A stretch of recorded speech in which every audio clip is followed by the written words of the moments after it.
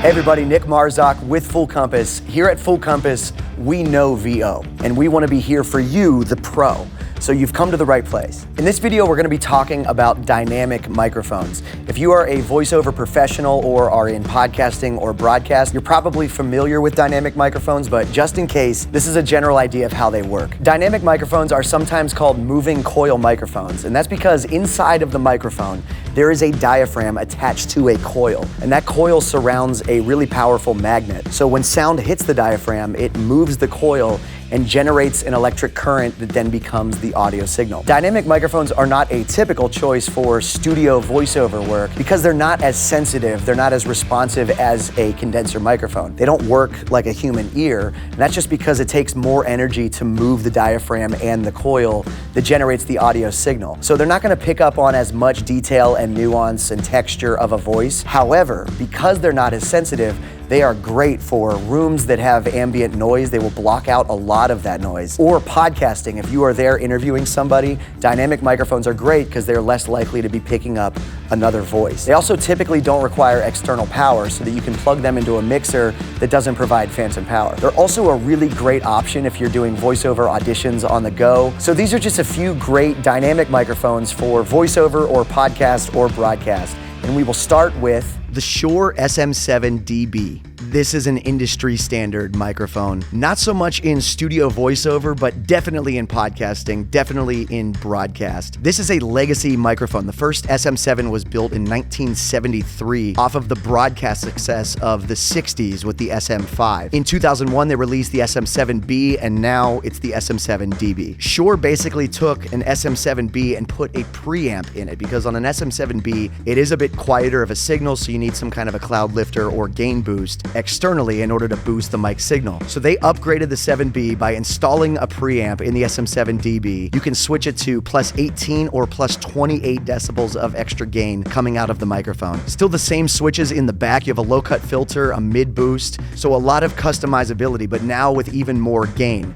You can also switch the gain boost off if you want it to operate functionally just like an SM7B. If you are using the preamp, this is a dynamic microphone that requires phantom power. If you have it switched off, you don't need phantom power. This is always my go-to podcast mic, and I'm sure if you listen to podcast or have watched a podcast for broadcast, you have seen an SM7B or SM7dB. I also use this microphone a lot for voiceover auditions. It has a really nice boom in the voice, especially whenever you get close to the mic like this, and it will block out a lot of room ambient noise like hums or something happening in a different room. This microphone is easily mountable. It has this built-in bracket that the XLR cable actually plugs into, but I've also seen these used as handhelds. It has an internal air suspension system that eliminates handling noise, so you could use this as a handheld and it won't make any mechanical noise. It has a lot of customizable switches in the back with a low-end roll-off as well as a mid-boost, so very customizable sound. Has a frequency response of 50 hertz to 20 kilohertz, which for a dynamic microphone is actually very impressive. Typically dynamic microphones, because they're less sensitive, they don't get up that high, but this one does. And the thing that makes the SM7B so desirable, especially in broadcast, is this boomy, bassy sound. Insanely high maximum sound pressure level of 180 decibels. I don't know what you're miking that is that loud, but this could handle it. So it's also ideal for snare drums, guitar amps, things that are up close and very loud. It's not a low budget mic, but it's still affordable. The SM7B, the SM7dB, they're industry standards for a reason. And if you're a podcaster or broadcaster, this is a great choice.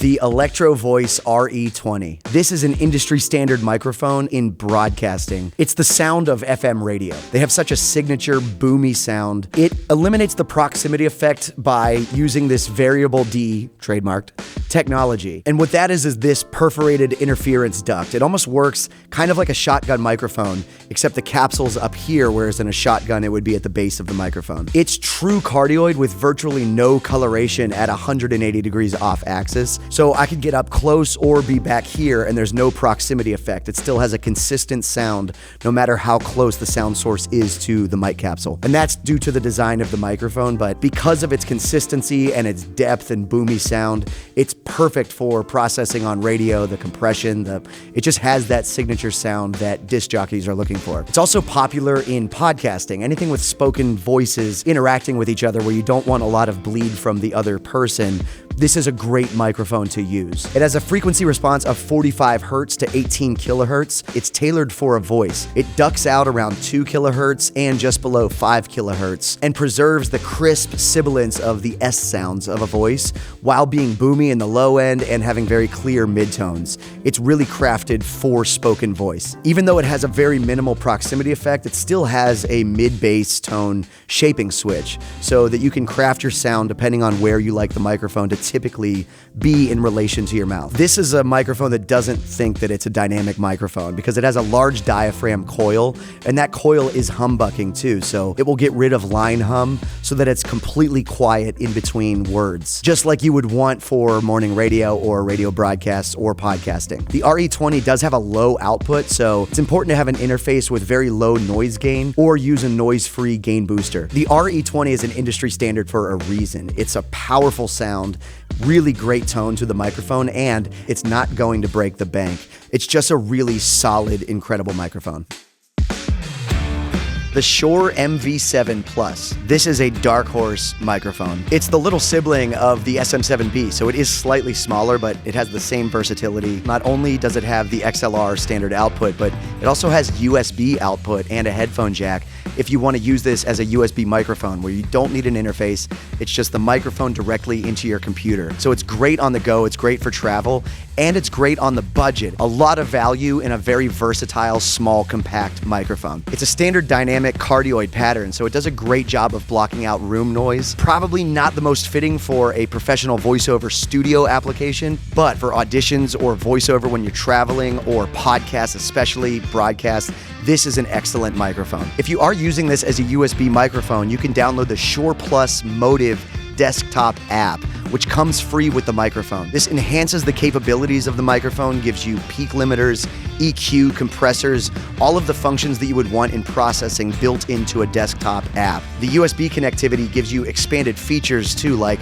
auto leveling, so you don't have to be riding the fader or your gain, near mode and far mode, so depending on how close you are to the microphone, real-time denoise, digital pop filter, tons of processing capability. Again, if you're using this as USB, it has this beautiful LED screen with touch panel control, so you can adjust your mic gain, headphone volume, everything right here on the microphone. It has a flat and wide-ranging frequency response, so it's 50 hertz to 16,000 hertz, which is pretty good for a dynamic microphone. It's a little less boomy than the big sibling SM7B, but pretty great frequency response, especially at this price point. Shure knew how popular the SM7B was for podcasting and broadcast, so they designed the frequency response specifically for speech. 128 decibel maximum sound pressure level, so this is a microphone that you can get pretty loud with, beyond what a voice could do. Wouldn't recommend putting this on a snare drum, but for voice, for podcasting or broadcast, or voiceover auditions, it's a great microphone. That's the Shure MV7 Plus. These are just a few examples of dynamic microphones that are great for voice work, but Full Compass has so many more options, and there are also different types of microphones that might suit your needs as well. So give us a call, 800-356-5844. Our sales experts are here to help you find the microphone that works best for your situation. Or to explore all the microphones that Full Compass has, go to fullcompass.com. For Full Compass, I'm Nick Marzock. Keep it right here at Full Compass and follow us on social media to get more great interviews, gear reviews, and so much more content for you, the voiceover pro. fullcompass.com.